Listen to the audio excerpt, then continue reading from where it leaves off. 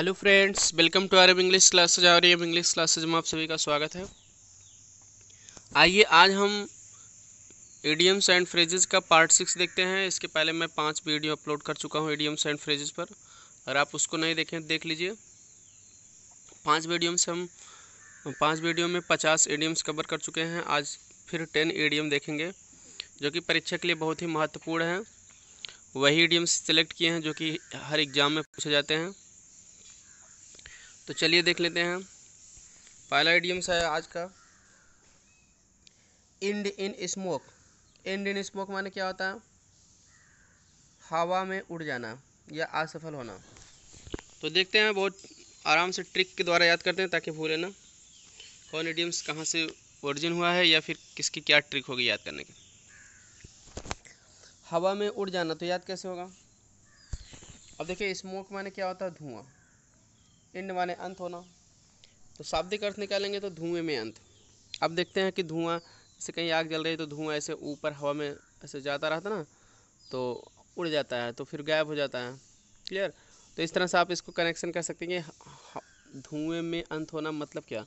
हवा में उड़ जाना। जिस कहते हैं इनकी कोई योजना कोई आदमी बना कि इसकी योजना इनका धुआं धुआं हो गई, मतलब असफल हो गई, हवा में उड़ गई। इस तरह से आराम से याद हो जाएगा। इसका वाक्य प्रयोग देख लेते हैं। ऑल हिज प्लान्स, उसकी सभी योजनाएं, एंडेड इन स्मोक, असफल हो गए, after the death of his father, उसके पिता की मौत के बाद। कोई आदमी है मान लीजिए, तो उसके पिताजी हैं, जीवित हैं, तो उसकी योजना कुछ बनाया है, तो पिताजी मौत हो गई, तो उसकी सारी योजनाएं क्या हो गई? हवा में उड़ गई, असफल हो गई। ठीक है, क्योंकि उसके ऊपर पूरी जिम्मेदारी आ जाएगी पिताजी की भी, तो वो अब आगे उतना कुछ नहीं कर पाएगा। इस तरह से हम कोई भी योजना, मतलब कोई आदमी, जैसे मान लीजिए आप योजना बनाए हैं कि हम बहुत अच्छे परसेंटेज निकालेंगे, ठीक है, कि हम जो है 75% कम से कम निकालेंगे इंटर में, तो आईआईटी करेंगे, तो आप मतलब नहीं निकाल पाए, ठीक है, तो आपकी योजना असफल हो गई। या फिर आप सोचे कि हम 90 प्लस निकालेंगे, टॉप करेंगे, इस तरह से कोई भी योजना बना ली, अगर आप उतना नहीं कर पाए तो आपकी योजना क्या हो गई? एंडेड इन स्मोक हो जाएगी, मतलब एंड इन स्मोक हो जाएगी। ठीक है, तो आप कहेंगे my plans ended in smoke. चलिए अगला इडियम्स देख लेते हैं। Far and near. Far and near माने क्या होता है? एट ऑल प्लेसेस, प्रत्येक स्थान पर। तो याद कैसे होगा? At all places, far and near. दोस्तों इसमें थोड़ा टाइपिंग मिस्टेक है। फार की स्पेलिंग FAR होगी, क्योंकि दूर वाला फार है, FAR, far and near. Clear? तो फार माने दूर होता है, नियर माने पास होता है। तो एट ऑल प्लेसेस, प्रत्येक स्थान पर। तो याद कैसे होगा? अब उसमें इसको समझ लीजिए, फार माने दूर, नियर माने पास। दूर का भी और पास का भी, यानी कि क्या? प्रत्येक स्थान पर, एट ऑल प्लेसेस। जैसे आपका कोई सामान खो गया तो आप दूर भी खोजिए, पास भी खोजिए, तो यानी प्रत्येक स्थान पर उसको खोज रहे हो ना, इसी तरह से हो गया। वाक्य प्रयोग देख लेते हैं। People from far and near, मतलब people from far and near, प्रत्येक स्थान पर से लोग, came to attend the funeral of Mahatma Gandhi, Mahatma Gandhi के अंतिम संस्कार को अटेंड करने के लिए आया। ठीक है, तो प्रत्येक स्थान पर से लोग महात्मा गांधी के अंतिम संस्कार को अटेंड करने के लिए आए। देखिए अगला इडियम्स है fair and square. Fair and square माने होता है ईमानदार, जिसको कहते हैं ऑनेस्ट या जस्ट। तो इसमें आराम से याद हो जाएगा। फेयर, देखिए फेयर माने क्या होता है? अच्छा, कोई आदमी बहुत अच्छा है यानी कि वो ईमानदार है। स्क्वायर माने क्या होता है? वर्गाकार। तो वर्ग की चारों भुजाएं बराबर होती हैं, मतलब कोई टेढ़ा नहीं रहती है, मतलब तो समान होती हैं। तो समान मतलब इसी तरह से कोई भी आदमी अपने व्यवहार में सुंदर और समान ढंग से कर रहा है, तो कहने का मतलब वो बहुत क्या है? ईमानदार है। इसका वाक्य प्रयोग देख लेते हैं। You must be fair and square in your dealings. Dealings माने होता है लेन देन। तुम्हें अपने लेन देन में ईमानदार होना चाहिए। ठीक है, तो चलिए देख लेते हैं अगला। फिश आउट ऑफ वाटर माने होता है संकट में, इन एन अनकंफर्टेबल पोजीशन। तो याद कैसे होगा? फिश माने मछली होता है, आउट ऑफ वाटर, पानी के बाहर।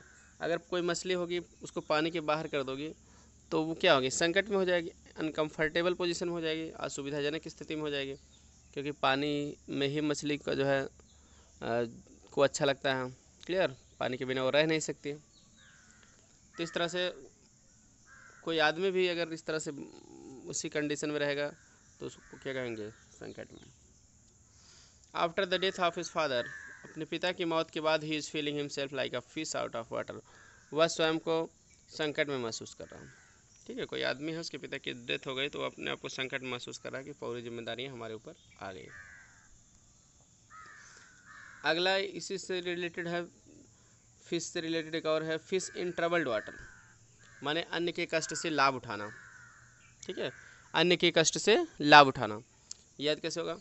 देखिए, ट्रबल्ड माने क्या होता है? ट्रबल माने कष्ट, वाटर माने पानी। कष्टयुक्त पानी में मछली, मतलब क्या है? कष्टयुक्त पानी का मतलब यहाँ थोड़ा पानी। ठीक है, तो उतना पानी जितने पानी में मछली आराम से तैर ना सके, यानी कष्टयुक्त पानी में मछली। मतलब क्या? कष्टयुक्त पानी में मछली रहेगी, यानी कि थोड़े पानी में मछली रहेगी। आप उसको देखेंगे तो मछुआरा क्या करता है, जाल डाल के या वैसे ही उसको आराम से पकड़ लेता है। ठीक है, क्योंकि पानी बहुत कम है तो उसका जो है लाभ वो उठा लेता है। ज़्यादा पानी रहेगी तो कहाँ, तब तो इधर उधर भाग जाएगी। तो इसी तरह से इसका मुहावरा का अर्थ हो जाएगा, कष्टयुक्त पानी में मछली, मतलब क्या? अन्य के कष्ट से लाभ उठाना। जैसे पानी कम है, मछली को आराम से जाल डाल के पकड़ लिए या ऐसे भी कैसे भी पकड़ लिए, तो उसी तरह से मुहावरा इसका अर्थ निकल जाएगा, अन्य के कष्ट से लाभ तब यानी कि उठा रहे हैं आप। To make profit when others are in trouble. ठीक है, टू मेक प्रॉफिट, लाभ कमा लेना, ये लाभ उठा लेना जब दूसरे लोग कष्ट में हो। तो इस तरह से इसका वाक्य प्रयोग देख लेते हैं। We should not fish in troubled water, हमें दूसरों की कष्ट से लाभ नहीं उठाना चाहिए। Fair weather friends, fair weather friends माने क्या होता है? समृद्धि के दिनों के अवसरवादी मित्र, समृद्धि के दिनों के अवसरवादी मित्र, उसको कहते हैं फेयर विदर फ्रेंड। फेयर माने अच्छा, विदर माने अच्छे मौसम के साथी, मतलब सुख के साथी। ठीक है, जब सब मौसम बदलेगा तो वो भी दोस्त भी बदल जाएंगे, यानी कि अवसरवादी मित्र होते हैं। समृद्धि के दिनों के मित्र होते हैं, आपके पास प्रॉस्पेरिटी है, ठीक है, पैसे हैं, धन है, तो आपसे संबंध रखेंगे, नहीं तो आपको छोड़ देंगे। तो चलिए देख लेते हैं इसका इंग्लिश मीनिंग क्या आता है। अपॉर्चुनिस्ट माने अवसरवादी, फ्रेंड्स माने दोस्त, इन डेज ऑफ प्रॉस्पेरिटी, समृद्धि के दिनों के, तो हो जाएगा समृद्धि के दिनों के अवसरवादी मित्र। तो याद कैसे होगा? फेयर माने क्या होता है? अच्छा, विदर माने अच्छे मौसम के साथ ही, कहने का मतलब क्या है कि आपका ठीक है, मतलब कि ऐसे साथी हैं। तो अब जब आपका अच्छा मौसम का मतलब यहाँ क्या, समृद्धि के दिन का है, समृद्धि का दिन है। ठीक है, प्रॉस्पेरिटी है, संपन्नता है आपके अंदर, तो साथी हैं। ठीक है, तो संपन्नता नहीं है तो नहीं रहेंगे। ठीक है, वही कहा गया कि नहीं, मौसम की तरह ये बदल जाते हैं। ठीक है, मौसम बदला तो ये भी अपना बदल लेते हैं रुख। तो इस तरह से फेयर विद द फ्रेंड्स का कनेक्शन आप अर्थ से लिंक करेंगे। We should not believe in fair with the friends, हमें समृद्धि के दिनों के अवसरवादी मित्रों में विश्वास नहीं करना चाहिए। क्लियर, क्योंकि ये कभी भी कठिनाई के दिनों में हमारा साथ नहीं देते, इसलिए। चलिए देख लेते हैं, अगला है फार गुड। फार गुड माने होता है फार ऑलवेज, हमेशा के लिए, फार गुड। अब इसमें क्या है कि याद कैसे होगा? The Britishers left India in 1947 far good. Britishers माने ब्रिटिश के लोग, लेफ्ट इंडिया भारत को छोड़ दिए इन 1947 1947, फार गुड, हमेशा के लिए। ब्रिटिश के लोग जो है हमेशा के लिए 1947 में भारत को क्या किया, छोड़ दिया। तो आप इसको आराम से इस तरह से कनेक्शन कर सकते हैं, फार गुड का मतलब फार ऑलवेज, गुड का मतलब ऑलवेज से है, आराम से याद हो जाएगा। फिर भी आप ट्रिक बना लिए कि 1947 में जो ब्रिटिशर लोग थे, तो फार गुड मतलब क्या, अच्छाई के लिए, कि भारत की अच्छाई के लिए जो है हमेशा के लिए क्या किए, भारत को छोड़ दिए। तो वैसे हमेशा के लिए छोड़े तो क्यों, फार गुड अच्छाई के लिए तो छोड़े, कि भारत की अच्छाई के लिए। चलिए, भारत लोग भी राज करें, नहीं तो वो लोग राज कर रहे थे। अगला है ग्रीज द पाम, माने होता है रिश्वत देना। तो पाम माने क्या होता है, हथेली, ग्रीज माने से होता है चिकनाई। तो इसका याद कैसे होगा कि रिश्वत देना, ग्रीज द पाम, हथेली पर चिकनाई लगा देना, मतलब क्या, रिश्वत देना।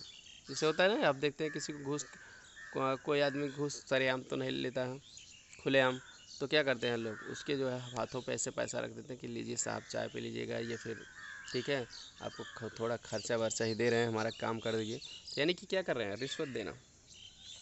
ठीक है, तो हथेली पर जो है चिकलाएँ लगा देना, मतलब हथेली पर किसी के पैसे हाथों में दे देना, यानी कि रिश्वत देना। इस तरह से आराम से याद हो जाएगा ब्राइब। तो greasing the palm has become common these days. रिश्वत देना आजकल कॉमन हो गया है, मतलब आम हो गया, आम बात हो गई है। कॉमन मतलब आम बात, एकदम सामान्य। तो ग्रीज द पाम माने ग्रीजिंग द पाम, इसका जिरंड बन गया है। तो चाहे जिस फार्म में आप वर्ब का यूज़ कर सकते हैं, जो इसमें वर्ब रहती है। अगर देखिए गर्ड ऑफ द लॉयंस, ठीक है, गर्ड ऑफ द लॉयंस, इसमें ध्यान देना, ये लाइन वो नहीं है, शेर वाला लाइन नहीं है, ये लॉयंस है। लॉयंस माने होता है कमर होता है, वेस्ट, और गर्ड माने होता है कसना, होता है कसना या बांधना। तो गर्ड अप माने भी कसना होता है, गर्ड माने भी कसना होता है। तो बहुत शाब्दिक अर्थ ये है कि कमर कसना, मतलब कमर कसे रहना। इसका अर्थ ये होता है कमर कसे रहना या कटिबद्ध होना। तो कमर कसे रहने का मतलब यहाँ क्या है, कटिबद्ध होना। ठीक है, कटिबद्ध होने का मतलब से कोई भी काम करने के लिए एकदम तैयार रहना पूरा। ठीक है, टू बी रेडी। ठीक है, टू बी रेडी बने तैयार होना या कटिबद्ध होना। एग्जाम्पल देख लेते हैं। We should guard of the lions for the hard work before us. हमें कठिन परिश्रम के लिए कटिबद्ध होना चाहिए, तैयार रहना चाहिए फॉर, ठीक है, बिफोर अस, जो हमारे सामने है। हमें अपने सामने कठिन परिश्रम करने के लिए क्या करना चाहिए, तैयार रहना। ठीक है, हमें जो है हमारे सामने जो भी कठिन परिश्रम की चुनौती है, उसके लिए जो है कठिन परिश्रम करने के लिए क्या करना चाहिए, तैयार रहना चाहिए। गार्ड ऑफ द लायंस, ठीक है, एकदम शाब्दिक अर्थ है। देखिए, गार्ड ऑफ द लायंस माने कमर कसे रहना, मतलब जो है कटिबद्ध होना। ठीक है, ऐसा आप सुनते हो कि अब भाई बोर्ड एग्ज़ाम आ रहा है तो मतलब कमर कस लो, ठीक है, बढ़िया से पढ़ाई करो, मतलब ठीक है।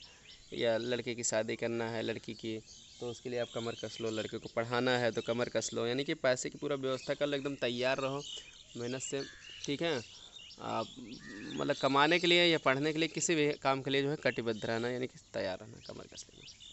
ठीक है, कोई भी चुनौती स्वीकार करने के लिए तैयार रहना। चलिए अगला लास्ट है आज का, जो है go to the dogs. Go to the dogs माने क्या होता है, बर्बाद हो जाना, टू बी रूइंड। तो याद कैसे होगा, डाग माने कुत्ता, ठीक है, और गो माने जाना, कुत्ता हो जाना, शाब्दिक अर्थ निकालोगे, मतलब क्या, बर्बाद हो जाना। ठीक है, कुत्ते क्या होते हैं, कुछ भी दिन जीवित रहते हैं बेचारे, कहीं मर जाते हैं, कट जाते हैं, ठीक है, तो बर्बाद ही हो जाते हैं। तो वैसे भी इसके लिए एक मिथोलॉजी है, कहानी है, ठीक है, कि जो है पहले कुत्ते जो थे, मतलब कुत्ता और इंसान के ऊपर एक कहानी है कि वहाँ से लिया गया है कि मतलब कि पहले कुत्ता खेती नहीं करता था, खेती कहाँ से करेगा, उस करना नहीं जानता था, मनुष्य करता था। तो एक बार कुत्ते मनुष्य और जो है भगवान के पास जो है मीटिंग हुई, तो भगवान से कहा कि मनुष्य बहुत चालाक था, कहा कि ये कुत्ता तो अपना खेती बाड़ी कर नहीं पाएगा, ये तो इसका खेत, पहले प्रॉपर्टी कुत्ते के पास भी थी, तो खेत हमको दे दिए, हम जोतेंगे बोएंगे और इसको भी खिलाएंगे। तो कुत्ते से पूछा गया, कुत्ते ने कहा ठीक है, हमारी प्रॉपर्टी इसको दे दो, ये हमको खिलाएगा, जोतेगा, बोएगा हमारा खेत। तो अंत में मनुष्य पा भी गया उसकी प्रॉपर्टी और उसको खिला भी नहीं रहा है अच्छे से। कितने लोग हैं कुत्ते को भोजन भी नहीं देते हैं। तो इस तरह से कुत्ता क्या हो गया, बर्बाद हो गया, अपनी ही प्रॉपर्टी देके, खेती देके, भोजन भी नहीं पा रहा है, तो बर्बाद हो गया। इस तरह से भी कहानी ग्रीक मिथोलॉजी में है। तो आप चाहे इस तरह से कुत्ता हो जाना मतलब क्या, बर्बाद हो जाना। अब आई होप आपको ये नहीं भूलेगा। तो ये आज का एडियम्स थे, आई होप आपको समझ में आए होंगे। वीडियो पसंद आया तो लाइक कर दिए, दोस्तों के साथ शेयर कर दिए, चैनल को सब्सक्राइब नहीं किया तो सब्सक्राइब कर लीजिए, बेल आइकन को ऑन रखिए ताकि जब भी हम वीडियो अपलोड करें उसकी नोटिफिकेशन आपको बिल्कुल समय से मिल जाए। ठीक है, तो जुड़े रहें, पूरा वर्ड पावर तैयार करते रहें, आपका एक भी नंबर नहीं कटे। ताकि मिलते हैं नेक्स्ट वीडियो में। Thanks for watching this video.